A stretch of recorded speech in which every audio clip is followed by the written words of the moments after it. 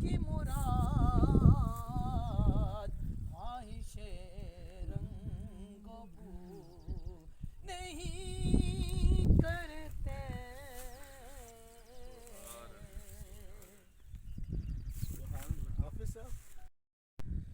اعوذ باللہ من الشیطان الرجیم. بسم اللہ الرحمن الرحیم. معزز ناظرین و سامعین، السلام علیکم ورحمۃ اللہ وبرکاتہ.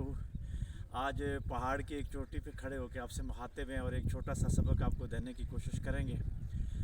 پاکستان کے ایک مشہور صوفی بزرگ جو ہمارے دادا مرشد خواجہ خواجگان خواجہ ابوالخیر پیر محمد عبداللہ جان صاحب رحمۃ اللہ علیہ، ان کا ایک قول ہے کہ انسان اگر مادی طور پہ بلندی پہ چلا جاتا ہے تو نیچے والی جو چیزیں اس کو بہت چھوٹی لگنا شروع ہو جاتی ہیں.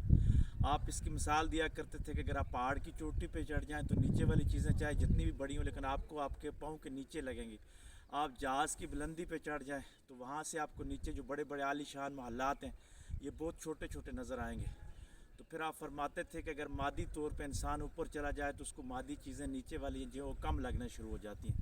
اسی طرح اگر انسان روحانی طور پہ بلندی کا سفر طے کرے، اللہ کے قریب ہو جائے، تو اس کو دنیا بہت محدود لگنا شروع ہو جائے گی.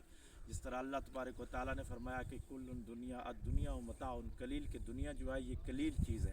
تو جتنا آپ روحانی طور پہ بلند ہوتے جائیں گے یہ دنیا آپ کو بہت قلیل تر لگنا شروع ہو جائے گی. اللہ تبارک و تعالیٰ ہمیں بزرگوں کی باتیں سمجھنے اور یہ معرفت کا راستہ طے کرنے کی توفیق عطا فرمائے.